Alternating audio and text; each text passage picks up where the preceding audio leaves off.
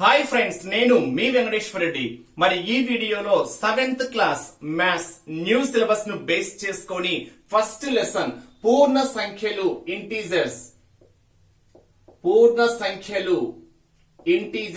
ఈ lesson base చేసుకొని ప్రతి పాయింట్ ప్రతి ప్రాబ్లం క్లియర్ గా ఈ వీడియోలో ఎక్స్ప్లెనేషన్ అయితే ఇవ్వడము జరిగింది. ఆల్రెడీ మ్యాథ్స్ కు సంబంధించినటువంటి కంప్లీట్ సిలబస్ కవర్ చేసాం ఫ్రెండ్స్. మొత్తం మన యూట్యూబ్ ఛానల్లో ప్లేలిస్ట్ లో చెక్ చేసుకోవచ్చు. బట్ 7th క్లాస్ 2021 సిలబస్ కు అనుగుణంగా చేంజ్ అయింది కాబట్టి మళ్ళీ ఒక్కసారి లెసన్స్ వైజ్ గా ఓకేనా, ఒక్కొక్క లెసన్ ఒక్కొక్క వీడియోలో కంప్లీట్ చేయడం అయితే జరిగింది. మరి ఈ వీడియోలో పూర్ణ సంఖ్యలు ఇంటీజర్స్ బేస్ చేసుకొని డీటెయిల్ ఎక్స్ప్లెనేషన్ ఇవ్వడం అయితే జరిగింది. మరి లేట్ చేయకుండా టాపిక్ లోకి వెళ్తే, పూర్ణ సంఖ్యలు అంటే ఏంటి, ఇంటీజర్స్ అంటే ఏంటి అని చెప్పుకునే ముందు ఫస్ట్ సహజ సంఖ్యలు అంటున్నాం. సహజ సంఖ్యలు న్యాచురల్ నెంబర్స్ అంటే ఏంటి? సహజంగా మనం సంఖ్యల్ని ఎక్కడి నుంచి కౌంట్ చేస్తాము? 1 నుంచి కౌంట్ చేస్తాం. కాబట్టి సహజ సంఖ్యలు ఎక్కడి నుంచి స్టార్ట్ అవుతాయి? 1 నుంచి స్టార్ట్ అవుతాయి. 1 2 3 4 so on. వీటిని మనం ఏమంటాము అంటే న్యాచురల్ నెంబర్స్ అంటాం. మరి ఇక్కడ స్మాలెస్ట్ న్యాచురల్ నెంబర్ ఏంటి? అతి చిన్న సహజ సంఖ్య మనకి ఏమవుతుంది అంటే 1 అవుతుంది ఫ్రెండ్స్. మరి గ్రేటెస్ట్ న్యాచురల్ నెంబర్ ఏంటి అంటే అన్డిఫైన్డ్, మనం నిర్వచించలేము. అంటే ఇక్కడ 1 2 3 4 5 6 so on.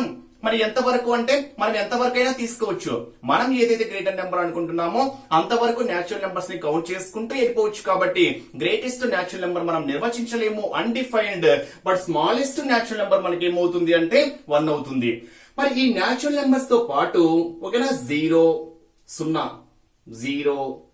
వీటితో పాటు రుణ సంఖ్యలు negative numbers, that means -1 -2 -3 so on.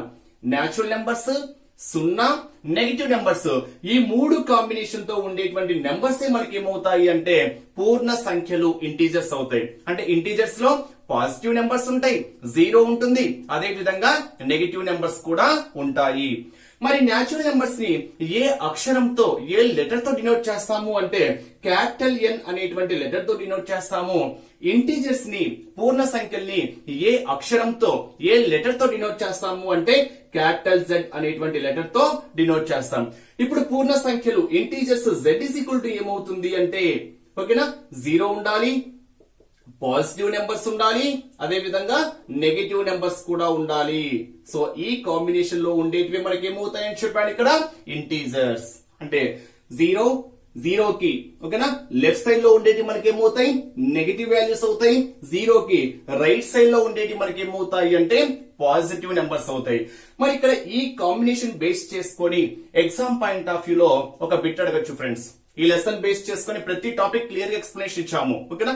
But చిన్న విషయం ఫ్రెండ్స్, ఎవరైనా మన ఆన్లైన్ ఎగ్జామ్స్ రాయాలనుకుంటే మనం కంప్లీట్ SGD ని బేస్ చేసుకొని వీడియోస్ తో పాటు ఆన్లైన్ ఎగ్జామ్స్ ఒక షెడ్యూల్ ప్రకారం నిర్వహిస్తున్నాము. ఎవరికైనా బిల్లింగ్ ఉంటే నా నెంబర్ కి కాల్ ఆర్ మెసేజ్ చేయగలరు. మరి నా నెంబర్ 8341949272 8341949272. మరి కంటిన్యూషన్ లో టాపిక్ అబ్జర్వ్ చేస్తే, మరి ఈ ఇంటీజర్స్ పూర్ణ సంఖ్యలను బేస్ చేసుకొని ఏవైనా నెంబర్స్ ఇచ్చి అవరోహణ క్రమం ఏంటి, ఆరోహణ క్రమం ఏంటి, ఇంగ్లీష్ లో అయితే అసెండింగ్ ఆర్డర్, డిసెండింగ్ ఆర్డర్ అంటాం. అవరోహణ ఇంకోటి ఏంటి ఫ్రెండ్స్ ఆరోహణ.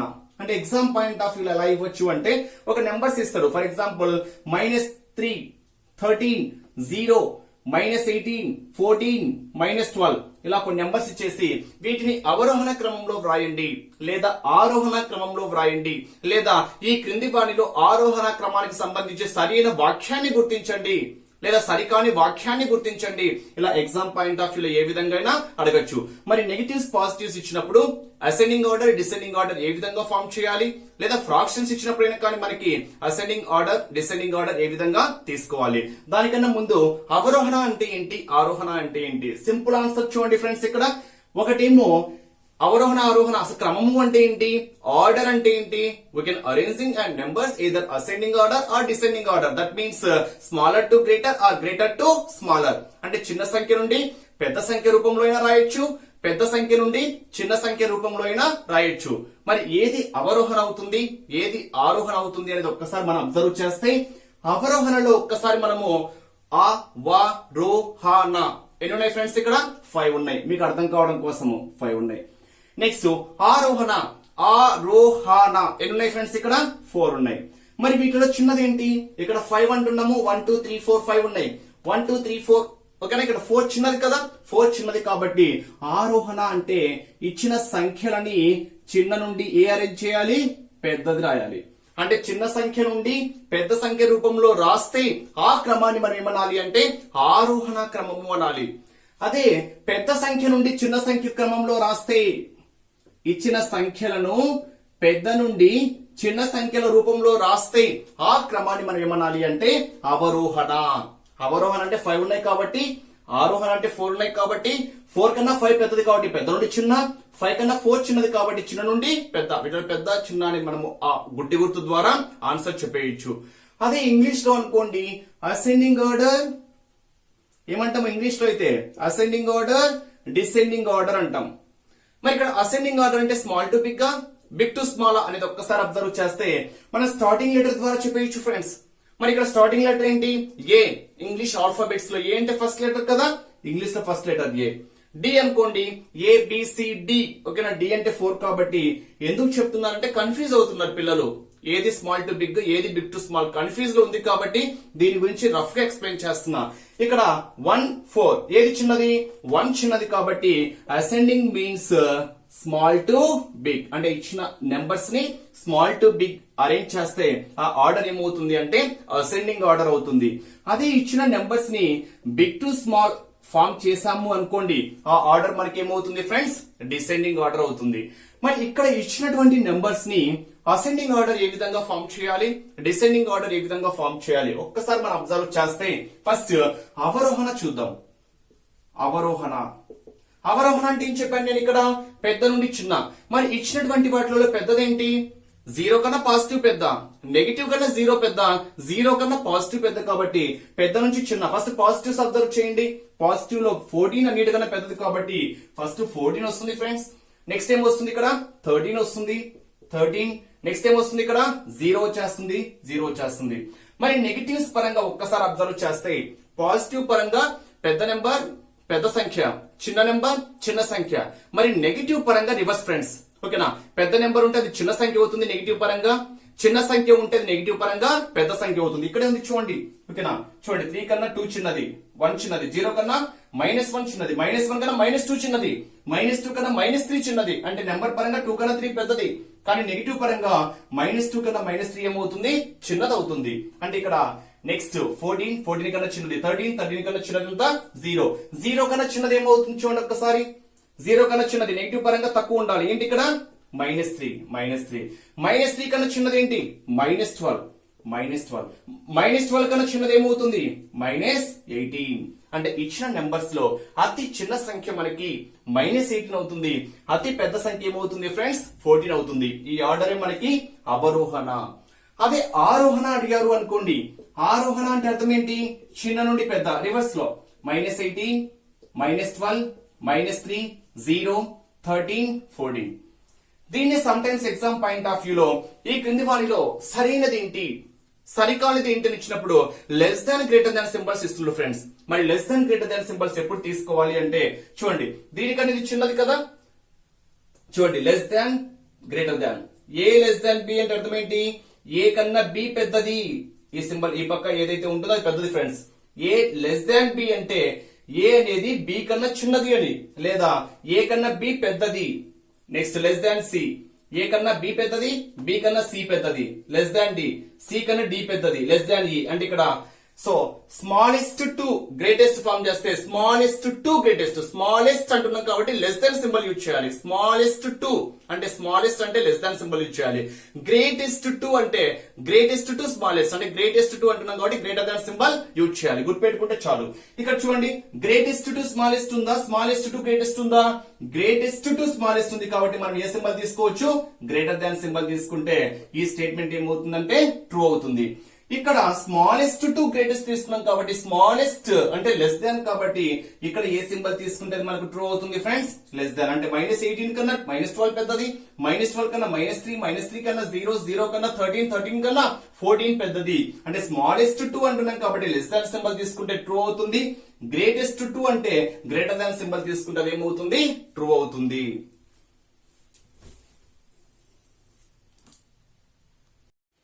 ఎస్ ప్రాబ్లం అబ్జర్వ్ చేస్తే ఒక పరీక్షలో రాయబడిన సరైన సమాధానానికి +5 మార్క్స్ మరియు తప్పు అయిన సమాధానానికి -3 మార్కులు కేటాయించడం జరిగింది. లక్ష్మి రాసిన సమాధానాలలో 45 సరైనవి 15 తప్పు అయిన ఆమెకు వచ్చిన మార్కులు ఎన్ని? ఇక్కడ చూడండి ఫ్రెండ్స్, క్వశ్చన్ చూడండి. మొత్తము ఒక ఎగ్జామినేషన్ లో సరైనటువంటి సమాధానానికి +5 అంటే ఏదైతే కరెక్ట్ అవుతుందో దానికి +5 మార్క్స్ కేటాయించారు. మనం రాసిన దాంట్లో తప్పైతే అంటే మన ఎగ్జామ్ లో రాసిన దానికి అది తప్పు చేసామనుకో, తప్పు చేసిన దానికి ఎన్ని మార్కులు కేటాయించబడ్డాయి, -3 మార్క్స్ కేటాయించబడ్డాయి. అయితే లక్ష్మి ఒక పరీక్ష రాసింది, పరీక్ష రాసిన ప్రతి క్వశ్చన్ కి అటెంప్ట్ చేయడం జరిగింది. అయితే 45 సరైనవి చేసింది, 15 తప్పు సమాధానాలు చేస్తే తనకు వచ్చిన మార్కులు ఎన్ని అని ఇచ్చాడు. Simple question. 45 సరైనవి అంటున్నాం, 45 సరైనవి. ప్రతి సరైన సమాధానానికి ఎన్ని మార్కులు, 5 మార్క్స్. కాబట్టి ఒక సరైన సమాధానానికి 5 మార్క్స్ అయితే 45 సరైన సమాధానానికి ఏమవుతాయి, × 5 అవుతాయి. 5 5 25, 5 4 20, ఒక 2 ఏమవుతుంది 22. అంటే సరైన సమాధానాల ద్వారా తను సాధించిన మార్కులు ఎన్ని అంటే 225. అదే రాంగ్ పరంగా అబ్జర్వ్ చేసామనుకోండి, ఎన్ని తప్పు చేసింది, 15 తప్పు చేసింది. ప్రతి తప్పు సమాధానానికి ఎన్ని మార్కులు కేటాయించబడ్డాయి, ఒక తప్పు సమాధానానికి -3 మార్కులు కేటాయించబడితే 15 తప్పు సమాధానానికి ఎన్ని మార్కులు అవుతాయి అంటే -3 కాబట్టి -3. సో 15 3 45. అంటే తను సాధించినటువంటి సరైన సమాధానాల్లోంచి ఎన్ని మార్కులు లెస్ అయినాయి ఫ్రెండ్స్, 45 మార్కులు లెస్ అయినాయి. మరి సబ్ట్రాక్ట్ చేసామనుకోండి, 5 నుంచి 5 పోతే 0, 22 లో నుంచి 4 సబ్ట్రాక్ట్ చేసామనుకో ఎంత వస్తుంది, 18 వస్తుంది. అంటే తనకు వచ్చినటువంటి టోటల్ మార్క్స్ ఎన్ని అంటే 180. అంటే సింపుల్ ఆన్సర్ ఏంటి అంటే సరైన సమాధానాల నుంచి రాంగ్ మార్క్స్ అంటే తప్పు చేసిన దానికి కూడా మార్కులు తీసివేయడం జరిగింది కాబట్టి వాటిని సబ్ట్రాక్ట్ చేస్తే మనకు తను సాధించినటువంటి మొత్తం మార్కులు వచ్చేస్తాయి. అదే క్వశ్చన్ ఇంకో విధంగా అడగచ్చు ఎగ్జామ్ పాయింట్ ఆఫ్ వ్యూలో. దాన్ని రివర్స్ అడిగితే ఏమవుతుంది చూడండి. ప్రతి పరీక్షలో ప్రతి సరైన సమాధానానికి ప్లస్ మార్కులు కేటాయించబడ్డాయి, ప్రతి తప్పు సమాధానానికి -2 మార్కులు కేటాయించబడ్డాయి. అయితే శశి అన్ని ప్రశ్నలకు సమాధానాలు రాసింది. మరి శశి రాసినటువంటి 8 సరైన సమాధానాల ద్వారా 26 మార్కులు సాధించింది. అయితే తను ఎన్ని రాసిందంటే సరైన సమాధానాలు 8 సరైన సమాధానాలు రాసింది. 8 సరైన సమాధానాలు రాయడం ద్వారా తనకు వచ్చిన మార్కులు ఎన్ని అంటే 26 మార్కులు వచ్చాయి. అయితే తను తప్పు చేసినటువంటి సమాధానాలు ఎన్ని లేదా మొత్తం మార్కులు ఎన్ని? సో ఎగ్జామ్ లో ఏ విధంగా అయినా అడగవచ్చు. ఫస్ట్ దీని కాన్సెప్ట్ చూడండి ఫ్రెండ్స్. ఎన్ని సరైన సమాధానాలు చేసింది, 8 సరైన సమాధానాలు చేసింది. కాబట్టి ఒక్కొక్క సరైనటువంటి సమాధానానికి ఎన్ని మార్కులు కేటాయించాము, 4 మార్క్స్ కేటాయించాము. అప్పుడు 8 సరైన సమాధానాలకి ఓకేనా, ఒక్కో దానికి 4 కాబట్టి 8 4 32 మార్కులు. అంటే సరైన సమాధానాల ద్వారా తను సాధించిన మార్కులు ఎన్ని, 32. కానీ తనకు 32 మార్కులు రాలేదు. తనకి ఎన్ని మార్కులు వచ్చాయి, 26 మార్కులు వచ్చాయి. మరి మార్క్స్ ఎందుకు తగ్గాయి అంటే తను రాసిన వాటిలో కొన్ని తప్పు చేసింది కాబట్టి ఆ తప్పు చేసిన మార్కులు లెస్ చేయడం జరిగింది. మరి ఎన్ని తప్పు చేసిందో ఒక్కసారి మనం అబ్జర్వ్ చేస్తే ఓకేనా, తను సాధించిన మార్కులు ఎన్ని, 26. యాక్చువల్ గా 32 వచ్చినాయి, కానీ తనకు వచ్చిన మార్కులు ఎన్ని, 26. అంటే డిఫరెన్సెస్ ఎన్ని మార్క్స్ వచ్చాయి చూడండి ఒక్కసారి. ఆ డిఫరెన్సెస్ ఎన్ని మార్క్స్ వచ్చాయి ఫ్రెండ్స్, 6 మార్క్స్ డిఫరెన్స్ వచ్చాయి. అంటే ఈ 6 మార్క్స్ డిఫరెన్స్ ఏ విధంగా వచ్చాయి, తను తప్పు సమాధానాలు చేయడం ద్వారా ఈ 6 మార్కులు తక్కువ రావడము జరిగింది. మరి మొత్తము 6 మార్కులు తక్కువ వచ్చాయి. ఒక్కొక్క తప్పు సమాధానానికి ఎంత, -2 మార్క్స్. మొత్తం 6 మార్కులు తేడా. ఒక్కొక్క తప్పు సమాధానానికి 2 మార్కులు కాబట్టి బై 2 చేసామనుకోండి, 2 1s 2 3s. అంటే ఎన్ని తప్పు సమాధానం మైనస్ అనే తప్పని ఇండికేట్ చేస్తే అలా ఎన్ని సమాధానాలు తప్పు చేసింది అంటే 3 మార్కులు. అంటే 3 ప్రశ్నలు తప్పు సమాధానం చేసింది. 3 తప్పు చేసింది, ఒక్కోదానికి -2 కాబట్టి 3 2s ఏమవుతుంది, 6 అవుతుంది. ఆ 6 మార్క్స్ అనేది వేరియేషన్ రావడము జరిగింది. అంటే తను తప్పు చేసినటువంటి సమాధానాలు ఎన్ని అంటే 3. ఇదే క్వశ్చన్ లో మీకు మొత్తం మార్కులు ఎన్ని అని అడిగాడు అనుకోండి, తను రాసినటువంటి సరైనవి ఎన్ని 8, తప్పు చేసినవి ఎన్ని 3, 8 ప్లస్ 3 ఎంత 11. అంటే మొత్తం ఎన్ని మార్కులకు ఎగ్జామ్ కండక్ట్ చేశారు అంటే 11 మార్క్స్ కి కేటాయించడము, 11 మార్క్స్ కి ఎగ్జామ్ కండక్ట్ చేయడము జరిగింది. కంటిన్యూషన్ లో ప్రాబ్లమ్స్ అబ్జర్వ్ చేస్తే, దుకాణదారుడు యాసిన్ ఒక సోనా మసూరి బియ్యం బస్తాపై 20 రూపాయల లాభంతో మరియు హంస బియ్యపు బస్తాపై 12 రూపాయల నష్టంతో అమ్మాడు. అయితే అతను ఒక నెలలో 1440 సోనా మసూరి బియ్యపు బస్తాలు అమ్మాడు. అయితే అదే నెలలో ఎన్ని హంస బియ్యపు బస్తాలు అమ్మితే అతనికి మొత్తం మీద లాభము కానీ నష్టము కానీ ఉండదని అడిగారు. అంటే ఇక్కడ క్వశ్చన్ చూడండి ఫ్రెండ్స్, క్వశ్చన్ ఏమడిగాడు అంటే సోనా మసూరి బియ్యం అమ్మితేనేమో తనకి బస్తా మీద ఎంత లాభం వస్తుందంట, 20 రూపాయల లాభం వస్తుందంట. అదే విధంగా హంస బియ్య బస్తా అమ్మాడు అనుకోండి, ఆ మొత్తం బస్తా మీద ఎంతకు నష్టానికి అమ్ముకుంటున్నాడు, 12 రూపాయల నష్టానికి అమ్ముకుంటున్నాడు. అంటే 100 రూపాయలు కొన్నాడు అనుకోండి, దానికన్నా 12 రూపాయలు తక్కువ చేసి అమ్ముతున్నాడు, అంటే నష్టానికి అమ్ముకుంటున్నాడు. అయితే ఆ నెలలో ఎన్ని సోనా మసూరి బియ్య బస్తాలు అమ్మాడు అంటే 1440 సోనా మసూరి బియ్యంలో అయితే అమ్మాడు. కానీ ఇక్కడ ఏం కనుక్కోమన్నాడు అంటే అదే నెలలో ఎన్ని హంస బస్తపు బియ్యాలు అమ్మాడు అని అడిగాడు. ఎన్ని హంస బియ్యపు బస్తాలు అమ్మాడు అని అడిగాడు. ఓకేనా, మరి అమ్మగా మొత్తం మీద తనకి ఏమైందంట, లాభం కానీ రాలేదు, నష్టం కానీ రాలేదు. అంటే నో ప్రాఫిట్ నో లాస్. మరి నో ప్రాఫిట్ నో లాస్ గా ఉండాలి అంటే అతను ఎన్ని హంస బియ్యపు బస్తాలు అమ్మాలి అడిగాడు. చిన్న క్వశ్చన్. సో లాజిక్ ని క్వశ్చన్ అర్థం చేసుకుంటే ఆన్సర్ అయిపోయింది ఫ్రెండ్స్. చూడండి, ఇక్కడ మనకి ఇచ్చినటువంటి న్యూమరికల్ వాల్యూస్ ఒక్కసారి చూస్తే ఎన్ని సోనా మసూరి బియ్యంలు అమ్మాడు, 1440 సోనా మసూరి బియ్యం బస్తాలు అమ్మాడు. ఓకేనా, మరి ఒక్కొక్క బియ్యపు బస్తా వల్ల ఎంత లాభం వస్తుంది అంట, సోనా మసూరి బియ్యపు వల్ల ఒక్కో దానికి కూడా ఎంత లాభం వస్తుందంట, 20 రూపీస్ లాభం వస్తుంది. అప్పుడు మొత్తము 1440 బస్తాల వల్ల ఎంత లాభం వస్తుందో చూద్దాం. ఓకేనా, దేని వల్లమ్మా, సోనా మసూరి పరంగా చెప్తే ఎన్ని బస్తాలు, 1440 బస్తాలు. ఒక్కొక్క బస్తా గుండా ఎంత లాభము, 20 రూపీస్ లాభం. ఒక్కొక్క బస్తా గుండా 20 రూపీస్ అయితే 1440 బస్తాల కింద 1440 ఇంటూ 20 ఏం పరంగా చెప్తున్నాము, లాభం పరంగా చెప్తున్నాం. అప్పుడు ఏమవుతుంది చూడండి, 2 zeros 0, 2 4s 8, 2 4s 8, 2 1s 2, పక్కన ఒక 0. అంటే మొత్తం మీద తనకి లాభం ఎంత వచ్చింది, 28,800, 28,800 ఏం వచ్చిందంటే ఇక్కడ ప్రాఫిట్ వచ్చింది. అయితే నెక్స్ట్ ఏం అడిగాడు క్వశ్చన్, ఎన్ని హంస బియ్య బస్తాలు అమ్మాలి అని ఇచ్చాడు. అంటే మొత్తం మీద నో ప్రాఫిట్ నో లాస్ అంటే అర్థం ఏంటి, నో ప్రాఫిట్ నో లాస్ అంటే లాభము ఈజ్ ఈక్వల్ టు ఏమవుతుంది, నష్టం అవుతుంది. లేదా ఈ నష్టాన్ని తీసుకొచ్చామనుకోండి, లాభము మైనస్ నష్టము ఈజ్ ఈక్వల్ టు ఏం కావాలి, 0 కావాలి. అంటే నో ప్రాఫిట్ నో లాస్ అంటే అర్థం ఏంటి, లాభం మైనస్ నష్టము ఈజ్ ఈక్వల్ టు 0, లేదా లాభము ఈజ్ ఈక్వల్ టు ఏమవుతుంది, నష్టం అవుతుంది. నో ప్రాఫిట్ నో లాస్ అంటే ఇక్కడ ఈ రెండు లాభము నష్టము రెండు సమానం కావాలంటే లాభము 28,800 వస్తే నష్టం కూడా ఎంత రావాలి, ఫ్రెండ్స్, సేమ్ 28,800 రావాలి. లాభం ఎంతైతే వస్తుందో నష్టం కూడా అంతే రావాలి. అప్పుడే అతనికి no profit no loss. Clear అర్థమైందా? ఓకే, మరి నష్టము దేని పరంగా, నష్టం అనేది దేని పరంగా ఇచ్చాడు, హంస బియ్య బస్తాల పరంగా ఇచ్చాడు. దేని పరంగా ఫ్రెండ్స్, ఇది హంస బియ్య బస్తా. మరి హంస బస్తాల పరంగా మొత్తం మీద 28,800 రూపాయలు నష్టం వస్తే, ఓకేనా, ఒక్కొక్క బస్తా ఎంత నష్టం ఇచ్చాడు, 12 రూపాయలు ఇచ్చాడు. కాబట్టి మరి మొత్తం బస్తాలు ఎన్ని, ఫర్ ఎగ్జాంపుల్ చూడండి, నేను మామిడి పళ్ళకు 100 రూపాయలు ఖర్చు పెట్టాను ఫ్రెండ్స్.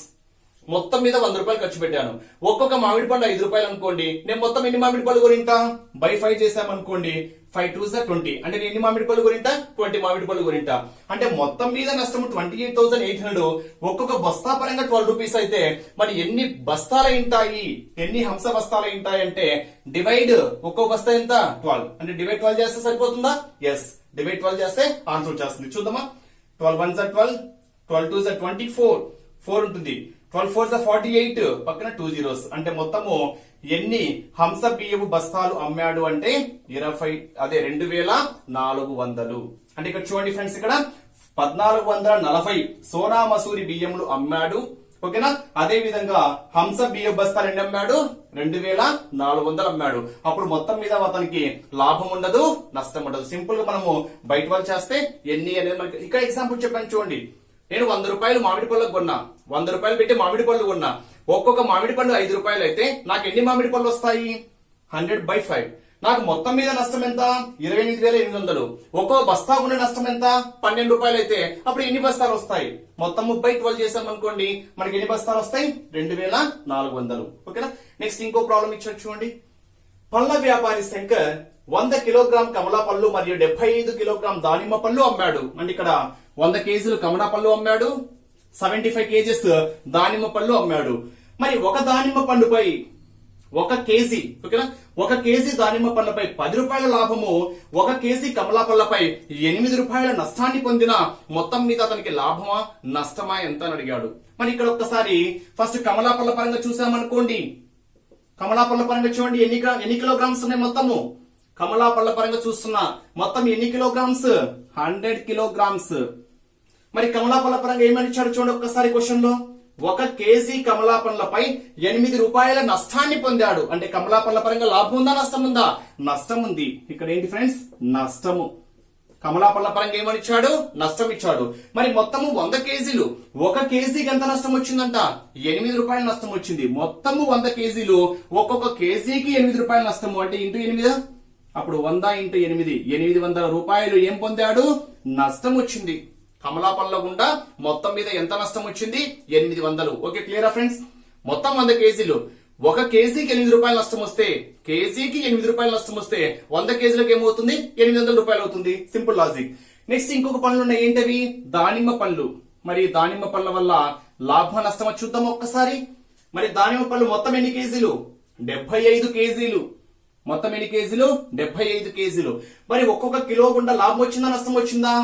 1 కేజీ దానిమ్మ పళ్ళపై 11 రూపాయల లాభాన్ని పొందాడు. అంటే దానిమ్మ పరంగా ఏమొచ్చింది? అతనికి లాభం వచ్చింది. మరి కేజీకి ఎంత లాభము? 11 రూపాయలు. 1 కేజీకి 11 రూపాయలు అయితే 75 కేజీలకు ఎంత లాభం? అంటే 75 ఇంటూ 11 ఎంత ఫ్రెండ్స్?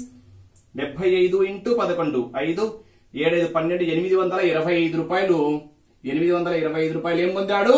లాభం పొందాడు. అంటే ఇప్పుడు మొత్తం మీద చూడండి, కమలా పళ్ళ గుండనేమో 800 నష్టం వచ్చింది, దానిమ్మ పళ్ళ గుండనేమో 825 లాభం వచ్చింది.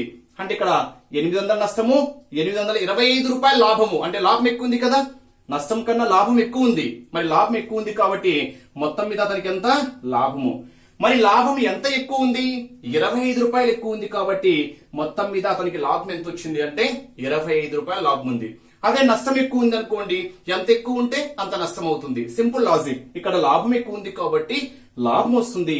800 కన్నా 825, 25 రూపాయలు ఎక్కువ ఉంది కాబట్టి ఆ 25 రూపాయలే మనకు మొత్తం మీద ఏమవుతుంది అంటే లాభం అవుతుంది.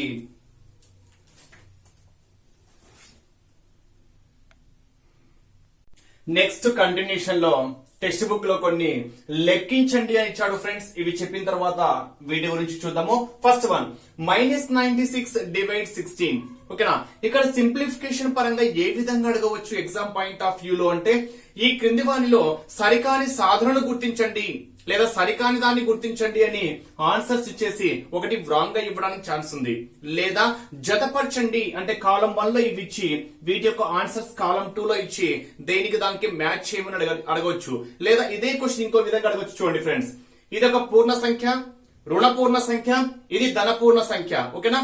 రుణపూర్ణ సంఖ్యను ధనపూర్ణ సంఖ్యతో భాగిస్తే వచ్చేటువంటి భాగఫలము ధనాత్మకం అవుతుందా రుణాత్మకం అవుతుందా? ఇలా 4 స్టేట్మెంట్స్ ఇచ్చేసి ఒక స్టేట్మెంట్ సరికానిది ఏంటో గుర్తించమని కూడా అడగవచ్చు. ఫస్ట్ ఆన్సర్ చూద్దాము. ఓకేనా? -96 డివైడ్ 16 అంటే అర్థం ఏంటి? -96 డివైడ్స్ మీన్స్ 16. ఓకేనా? సింప్లిఫికేషన్ ఏమవుతుంది ఫ్రెండ్స్? 16 96 మైనస్ ఉంది కాబట్టి -6 అవుతుంది.